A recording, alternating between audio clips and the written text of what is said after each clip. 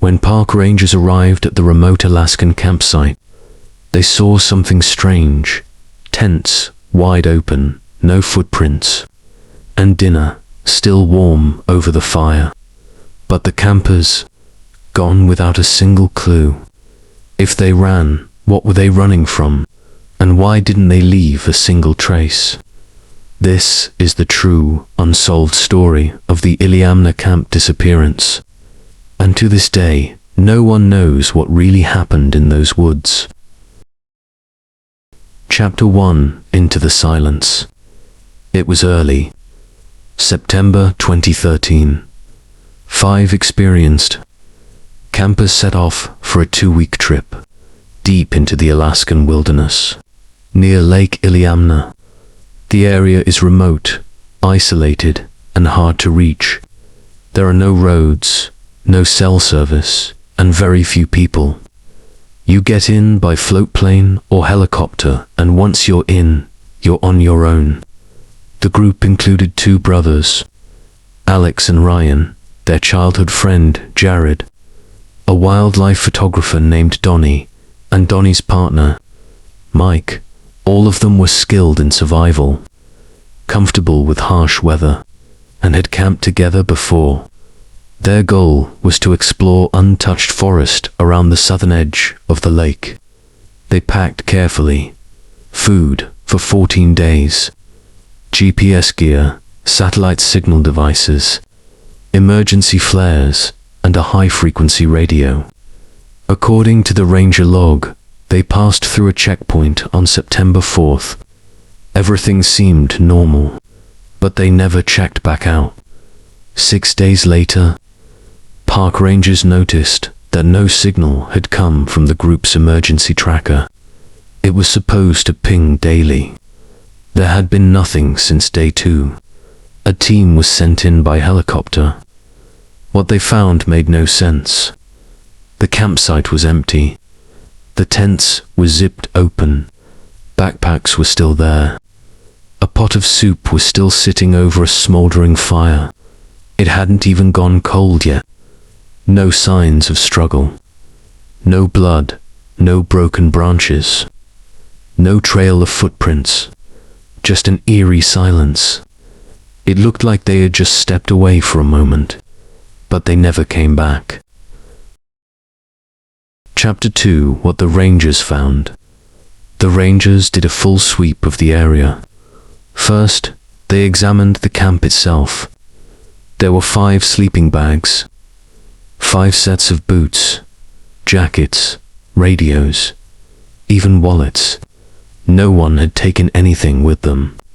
Food was laid out, coffee cups half full. A field journal lay open, but the last entry was unfinished. It ended mid-sentence. We heard. There was no sign of a bear or animal attack. No overturned gear. No claw marks. And most importantly, no blood. They searched the nearby woods for tracks, but the ground was undisturbed. No footprints in the mud. No broken bushes. It was as if the forest had erased them. The only thing found out of place was a flashlight.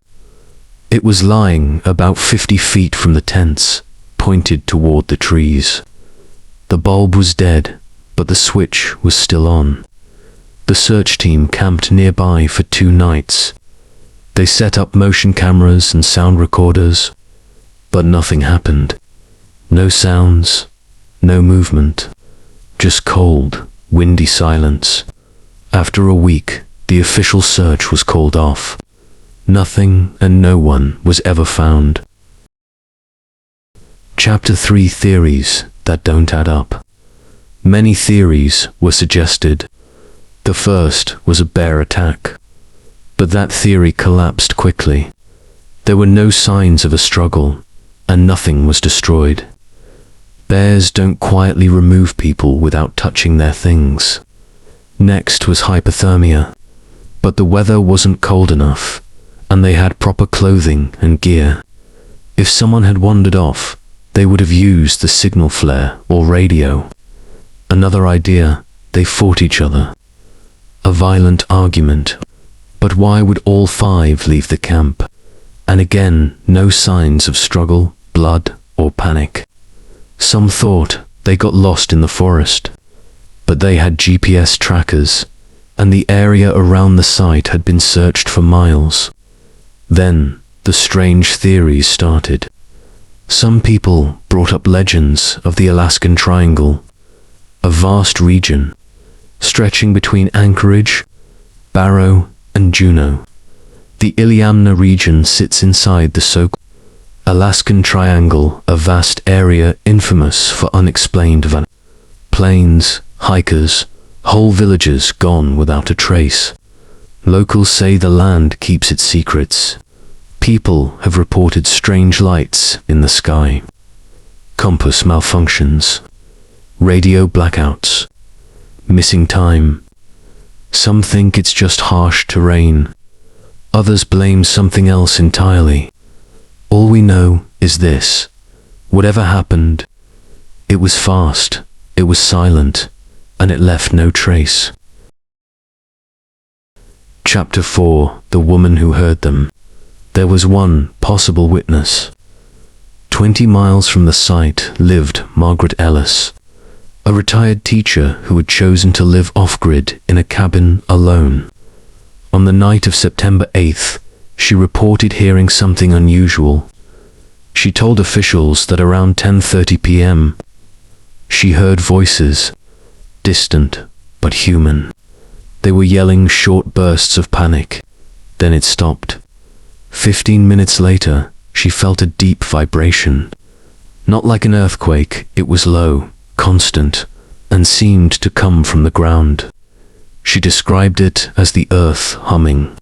She later said the hum seemed to rise up through the floorboards, as if the ground itself was alive. It felt like it was inside my bones, she said. Then everything went silent. Margaret didn't sleep that night. She sat up with a rifle in her lap. Her dog, normally calm, growled at the trees. She said she felt watched, that something was near the cabin, just out of sight. She never walked that part of the woods again, and she's never camped outside again. She told this to the authorities. They marked it in the report, but with no physical evidence. It was written off as coincidence. But Margaret insists.